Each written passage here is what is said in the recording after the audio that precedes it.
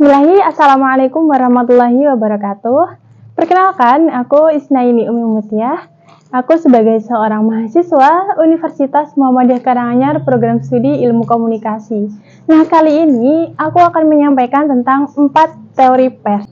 Dalam buku yang berjudul Four Theories of the Pers, ada 4 teori pers, yakni teori pers otoriter, teori pers bebas, teori pers bertanggung jawab, dan teori pers komunis Soviet. Dikutip dari jurnal The Four Press Media Theories, karya Didit Agustriono tahun 2013, ada 4 teori pers yang dapat dikategorikan sebagai teori normatif.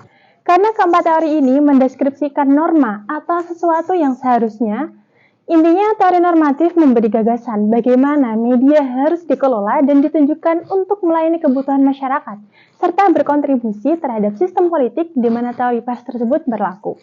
Yang pertama ada teori pers otoriter atau authoritarian theory. Menurut Hikmat Kusumaningrat dan Purnama Kusumaningrat dalam buku Jurnalistik Teori dan Praktik tahun 2017, teori pers otoriter mulai diterapkan pada abad ke-16. Teori ini berasal dari falsafah kenegaraan yang membela kekuasaan absolut. Dalam teori pers otoriter, pers harus mendukung kebijakan pemerintah serta mengabdi kepada negara. Tidak hanya itu, para penerbit juga diawasi lewat paten, izin terbit, dan sensor. Dalam teori ini, negara punya kedudukan lebih tinggi dibanding individu dalam skala nilai kehidupan sosial. Saat seorang individu menempatkan dirinya di bawah kekuasaan negara, individu tersebut akan bisa mencapai cita-cita dan punya atribusi sebagai seorang yang beradab. Yang kedua ada teori pers bebas atau libertarian theory. Teori pers bebas mencapai puncaknya pada abad ke-19. Dalam teori pers bebas, manusia dipandang sebagai makhluk rasional yang mampu membedakan mana yang benar, mana yang salah. Secara garis besar, teori ini menegaskan bahwa pers harus menjadi mitra dalam upaya mencari kebenaran, dan bukannya menjadi alat pemerintah. Sebutan The Fourth Estate yang diberikan pada pers yakni kekuasaan keempat setelah eksekutif, legislatif, dan yudikatif menjadi umum diterima dalam teori pers ini. Libertarian teori memberi landasan kebebasan tak terbatas kepada pers. Sebab itu, pers paling banyak memberi informasi, hiburan, dan banyak yang terjual tirasnya. Walau begitu, pers juga paling sedikit dalam mengadakan kontrol terhadap pemerintah. Yang ketiga, ada teori pers bertanggung jawab sosial atau social responsibility theory. Dilansir dari buku hukum, etika, dan kebijakan media, regulasi praktik dan teori tahun 2015 karya Radita Gora dan Irwanto, prinsip paling dasar dari teori ini adalah pers punya sejumlah kewajiban kepada masyarakat. Tanggung jawab itu dituangkan dalam peraturan serta kode etik. Teori pers bertanggung jawab sosial merupakan perubahan atau perkembangan dari teori sebelumnya, yaitu teori pers bebas.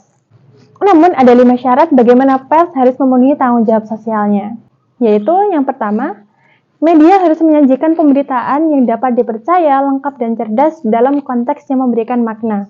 Yang kedua, media harus berfungsi sebagai forum pertukaran komentar dan kritik. Yang ketiga, media harus memproyeksikan gambaran yang benar-benar mewakili dari kelompok konstituen dalam masyarakat.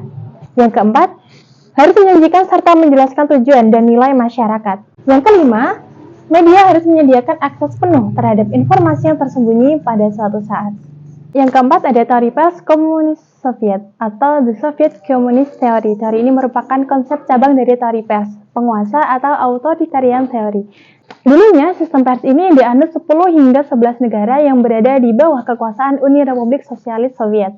Sistem pers ini menopang kehidupan sistem sosialis Soviet Rusia, serta memelihara pengawasan yang dilakukan pemerintah terhadap segala kegiatan sebagaimana biasanya terjadi dalam kehidupan komunis. Karena itu, negara-negara yang menganut sistem ini tidak memiliki pers bebas, yang ada hanya pers pemerintah. Dan saat ini hanya negara Republik Rakyat Cina yang menganut teori pers komunis ini.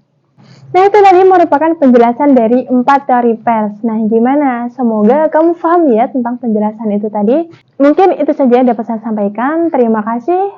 Wassalamualaikum warahmatullahi wabarakatuh.